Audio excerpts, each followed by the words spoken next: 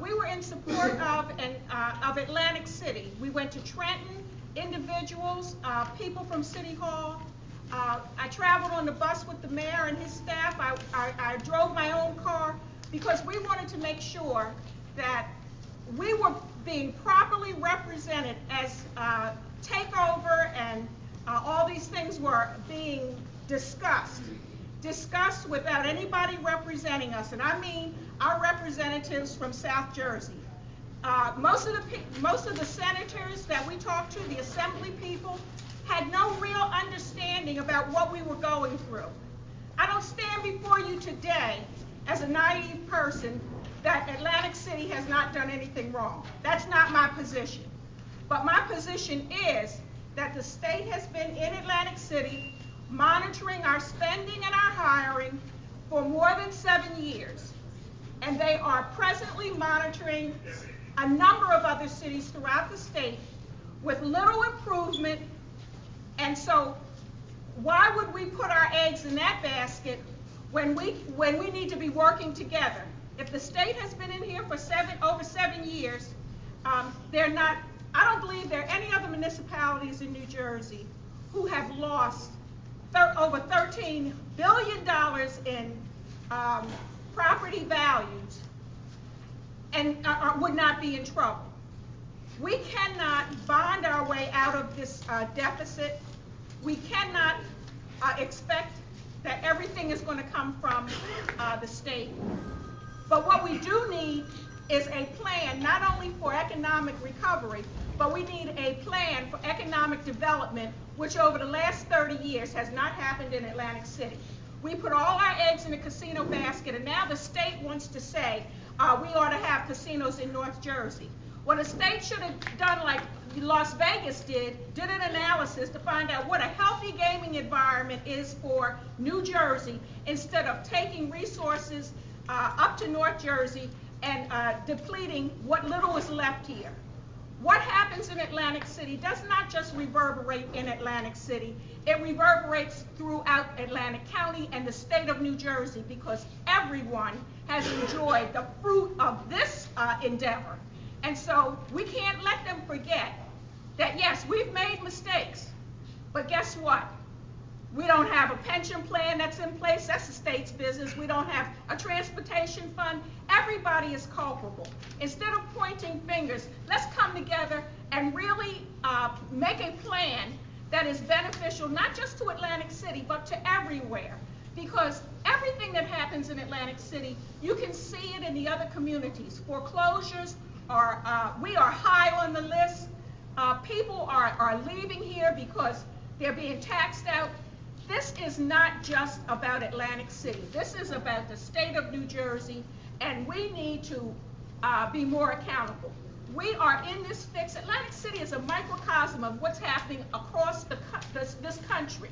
We have candidates that nobody really wants, and so now we are in a situation that we don't really want. And we have allowed our local, county, and state legislators to do what they felt like doing, and we have abdicated our responsibility. So we have to assume that responsibility, and today is the beginning of us taking back and being a part of the conversation. It will no longer be someone dictating to us and telling us what, where, and as, because the truth of the matter is, I stand before you, I don't know how to cure this, but I think that people like me and others in the community, we have to have a vested interest, and we have to have a voice. You can't keep telling us and dictating to us and not explaining. Today, if we're going to go upstairs in about 30 minutes and listen to a recovery plan, then it's taken the state and the city 9.5 months to put this together. And our representatives cannot abdicate their responsibility by signing off on a document that they just got 11 o'clock this morning. It's too much information. Nobody is an expert, so you have to read the fine print and understand that at the end of the day, 1 and 1 still makes 2. So I don't mean to, I'm passionate about this because Atlantic City is where I was born and raised. I worked in City Hall for over 32 years. I understand the lay of the land. I understand how stuff works. But I'm going to tell you, everybody has a responsibility to do their part. You can no longer sit back and allow things as usual, because now is the time for holding everybody accountable. I'm accountable, you're accountable, and the people that we elect are accountable. Thank you very much, and now you'll hear from Steve Young, who will be bringing us some information on the transparency portion.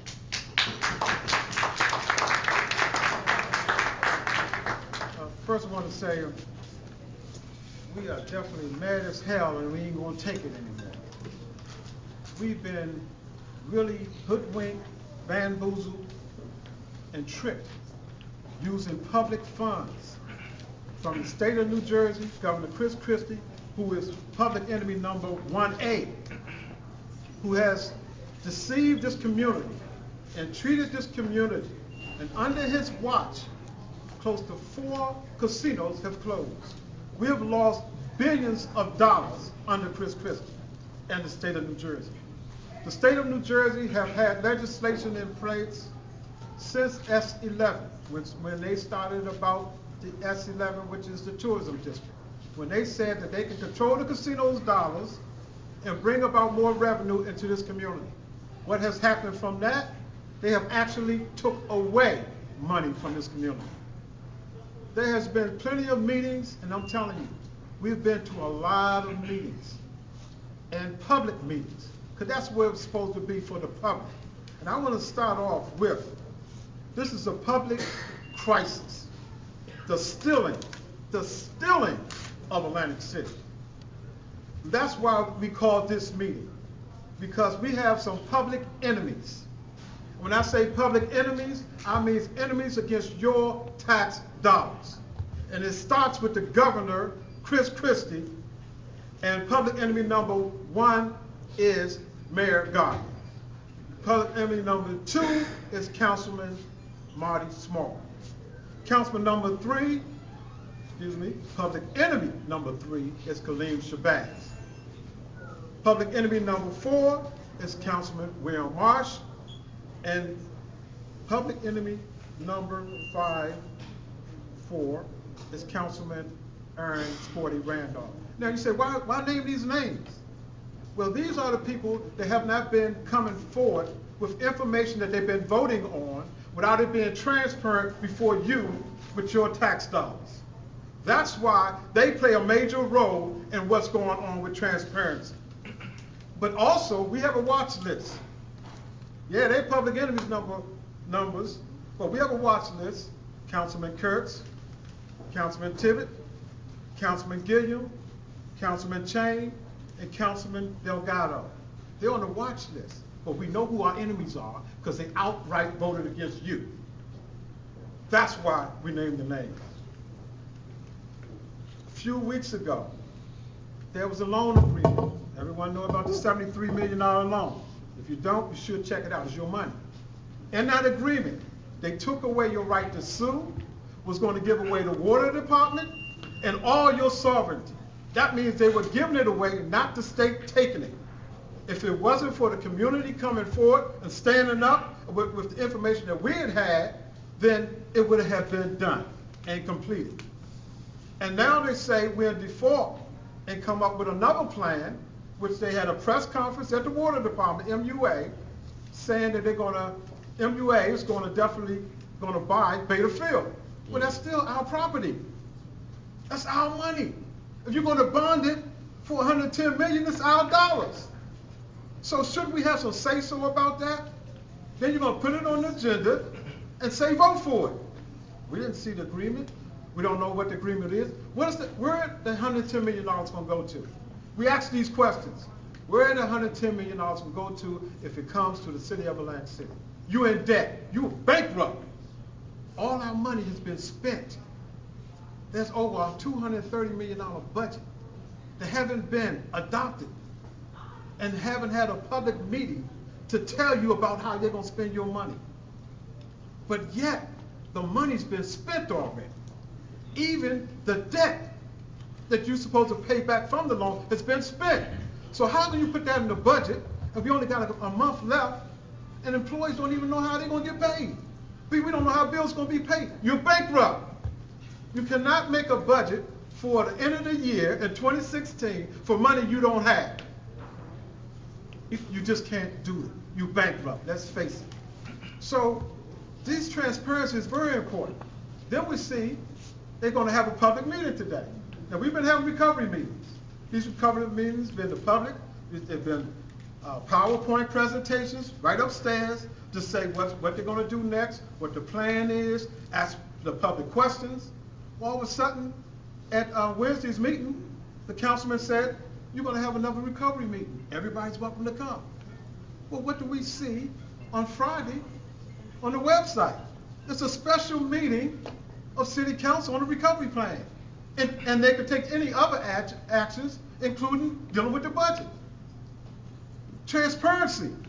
Why didn't you tell us that from the beginning? There's not going to be a recovery meeting. It's going to be taking actions on the 5-year plan, which is our future and our children's future. What legacy can we have actually here in this city if you're going to use our monies now and our children's children have to pay the money back and you still don't have a vote on anything? So, in conclusion, let's not continue to let our local representatives be the pawns that actually use our representation to give the state of New Jersey away. That's what's actually happening here. The governor can actually say, you're incompetent, you don't know what you're doing, and we're taking it away. Well, if you're part of that process to make it happen, then we have to go through you first. That's why we started with our local representation. And that's why they must remain to be transparent. And you, everybody listening, you must hold them accountable. And it's not about being your friend. It's about accountability. And 2 words I want to talk about. Transparency is operating in such a way that it's easy for others to see what actions are performed. Easy. Transparency. Easy so we can see what's going on. But it's a conspiracy when a combination of people come together and talk about a way of unlawfully and doing evil purposes. So right now, we're in a conspiracy theory with our local government for the state of New Jersey to take away our sovereignty and our rights and our money. Thank you.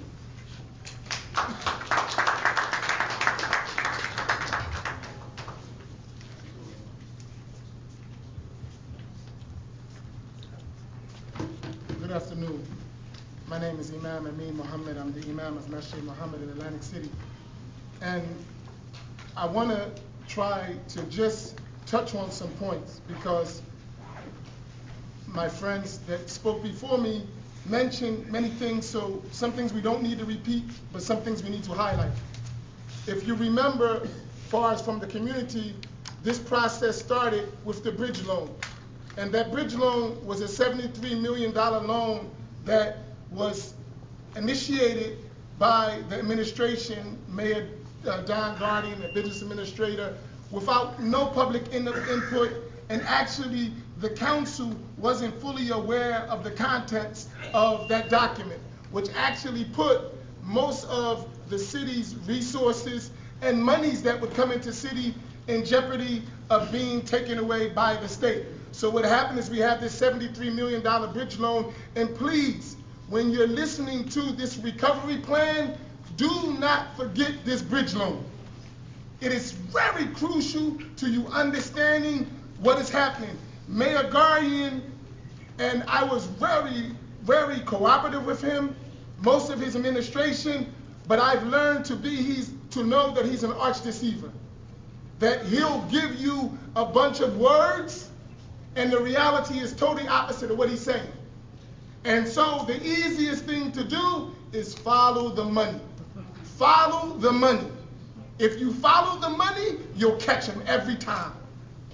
And number one, if we look at the money, he told us the 73 million, and we had many public meetings at the All Wars Memorial Building. He said that $73 million, it will be paid, and I sat to him face to face. He said it will be paid through the money from the ACA, which was about $60 million, 30 from 2015, 30 from 2016, and the IAT money, which was $13 million.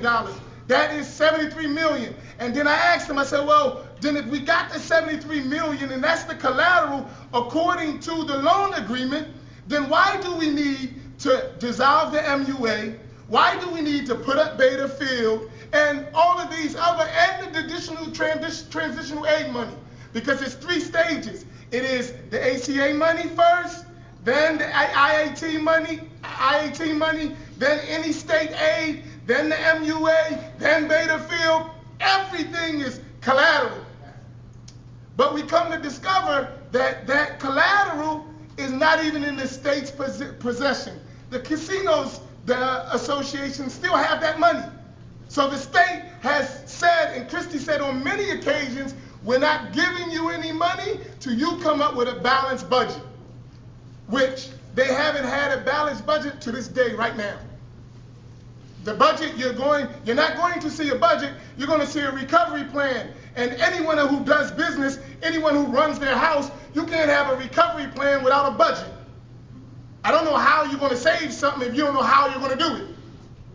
And if you have a budget, it is the public's right to know what's in that budget. In fact, I'm really believing that our mayor and our council president and some of those council members who run back and forth to Trenton in private meetings, I believe is a conspiracy. Because I'm saying this, if y'all know that the state is not going to give you money, why do you keep telling us you have a deal? I don't understand. They say you don't got a deal. You come back and say a deal. And why does the administration, and this is where the council needs to be held accountable, why is the administration constantly, consistently doing deals that's supposed to go through council without council's knowledge? That's a question. Why is it that the mayor and his staff is allowed to make financial deals and negotiations without council getting upset? That's your job. You're the legislative branch of the city government. Why is the administration making those decisions for you? Unless there's a conspiracy, not that the state would take over, that we would give the state, the city. Because we got letters, and it was in the press, so this is public information, that the director of community affairs told them that you haven't submitted a budget. Regardless of the Stabilization Act, you still have to submit a budget. And the budget you sent as a drafted budget has too many inconsistencies. Mayor Guardian says, I'm not going to raise taxes. But they said that the conditions of that transitional aid is that you raise taxes. That's in the document. Not only that, then they tell us we're going to get $110 million from the MUA, and they're going to buy Beta Field, and we're going to be saved. We're going to have this $110 million, we're going to work it. Question. The $110 million, if it goes through, who's got to approve that? The state. The one who's already putting you in the grave already. They got to approve it. Okay, they're going to approve it. Say they approve it.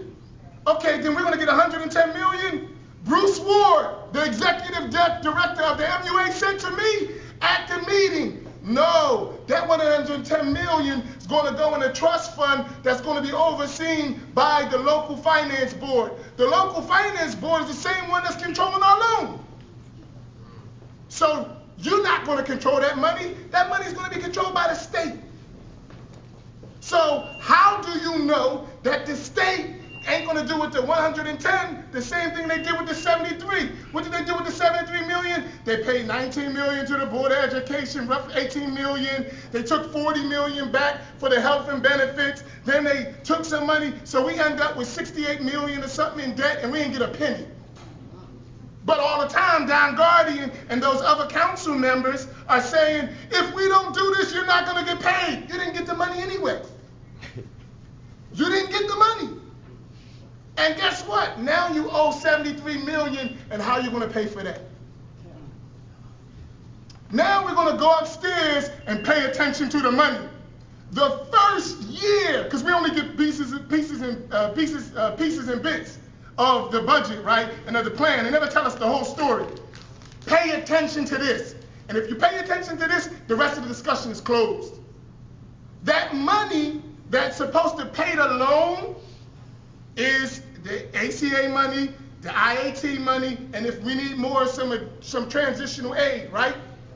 Pay attention that the first line item on the projected revenue for 2016, according to that recovery plan, is the same money that's supposed to pay back the loan. Explain to me, how did it turn from 60-something million to 120 that we can duplicate it? That we can pay the loan off and use it as the first year revenue for the projected 5-year plan. Explain that, Mr. Guardian, Councilman Small, Puppet Shabazz. Explain it. Oh, and don't tell us the people come in the fourth quarter and we don't need to know. No, we demand to know. And we told them, and we'll keep everyone aware. If the state take over, the state's going to say we gave them a $73 million gift and they still couldn't come up with a budget. We didn't even take the money. We could have took it for the budget, for the loan. We're not going to do that. They didn't get a budget. They failed to run the city. We're going to come get it through that. And guess what? They keep sending all these budgets, and the councilmen are here. They send a budget, and we ain't seen one budget yet. They sent 2 budgets to the state, and we ain't seen one. Follow the money. Thank you.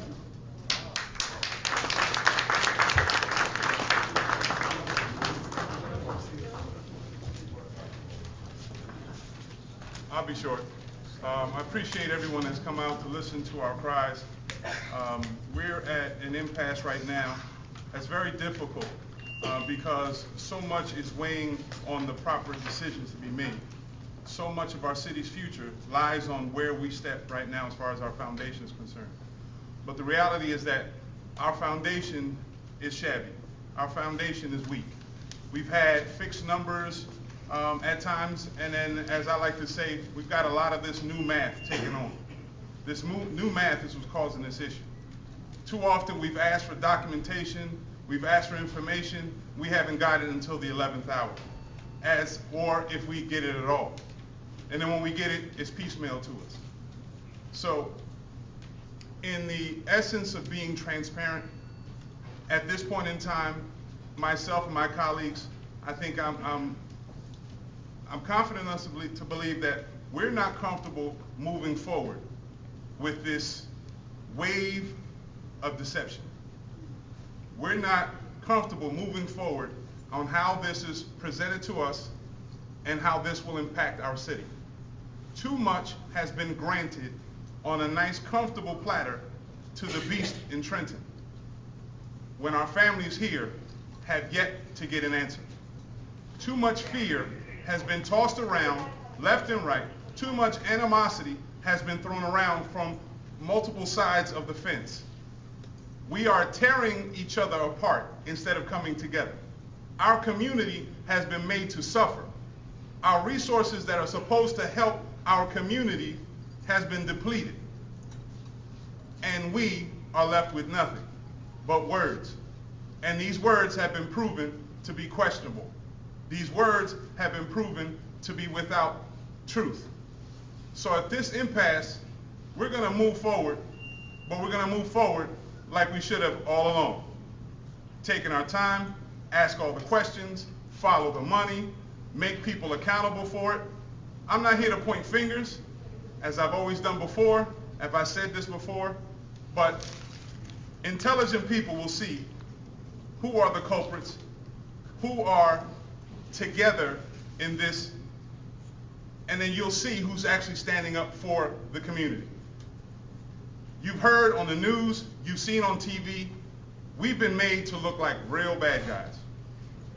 We've been made to look like we don't care about our police department. That's far from truth.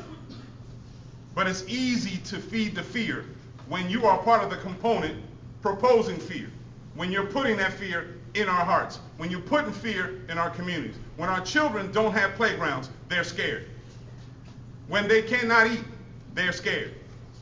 When you are living well, you're part of the problem. When you don't live in Atlantic City, but you're making decisions for us here in Atlantic City, you're part of the problem. So as we're identifying the problems, understand we're trying to do the best we can to be part of the solution. And the solution is a multi-level, multi-faceted thing. It can't just be done by one bad mistake like they've said before. Too many mistakes have been made in the past. We're choosing not to go on making mistakes like so many people proudly do. So we'll move on, and thank you.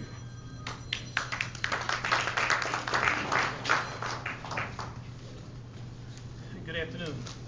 Just to let you know, Friday we did meet with the mayor and his experts, and repeatedly we asked the mayor for the contracts with the water company.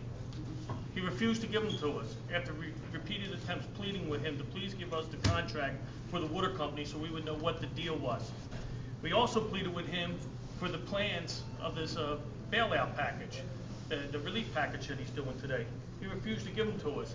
I asked him, please, give us the paperwork on Monday. Call the meeting Wednesday so we have 2 days to review all these documents.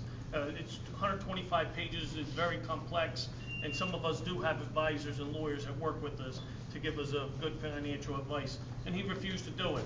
At 2 o'clock today, I saw an email came through at 11 o'clock that they sent over some documents, but they did not send the water company contract out as well.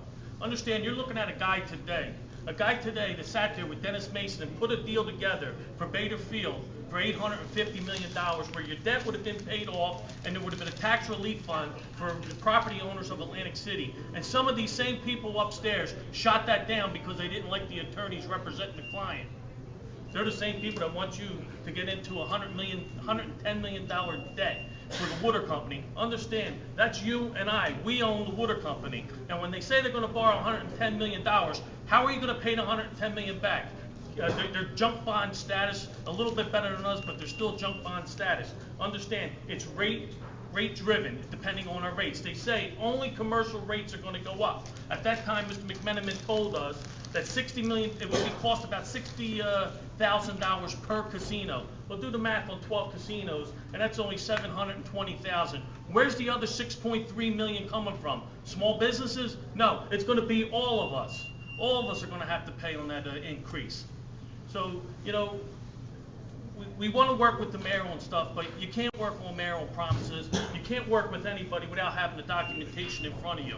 I ask you again, now, initially, why didn't we vote for the water company? Well, because you never put a plan in front of us on what we were going to do with the water company to bring the water company back under the city. We also said put the plan in front of us that the county wanted to work with you and they did not want Bader Field as part of the deal. Put that in front of us, as well as the third plan if the water company was to be privatized. Let us read it and then make the best decision and then put it out in the public and let's get input from the public. Everything's been super secretive and we can't trust, take my word. We have to see documents, and we'll do our best to work for you, and hopefully the mayor will push us off for a few days so we have the documents to read them, give them to you as well so you can read them and make the best decision that we can to move the city forward. Thank you. Good afternoon, everyone. I'm going to be very brief. There's been a sentiment that's been stated from every person that spoke. Transparency. How do we know what we're voting on is what they say it is? There's been documents where we basically voted on them, and after we voted, they changed the language in the document. That's how Bader Field got to be a part of the MUA deal with the $73 million. It's very cumbersome to defeat a ghost.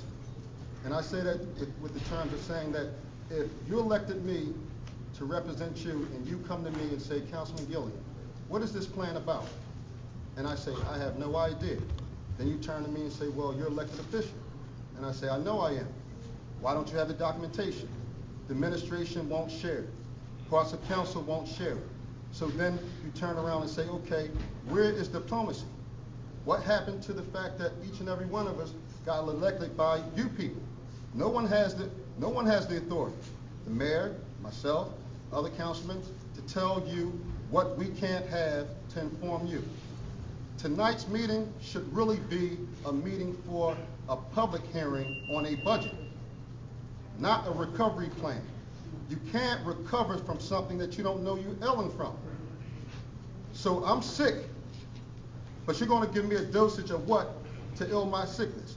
Okay, if I tell you I have a heart problem, then I'm going to a pulmonologist to say, okay, fix my heart.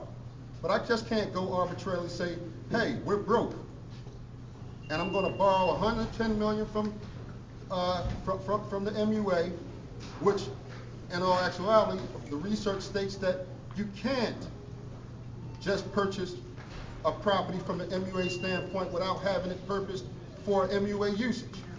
You can't say you're going to go out and get $110 million on something that's only valued at $5 million.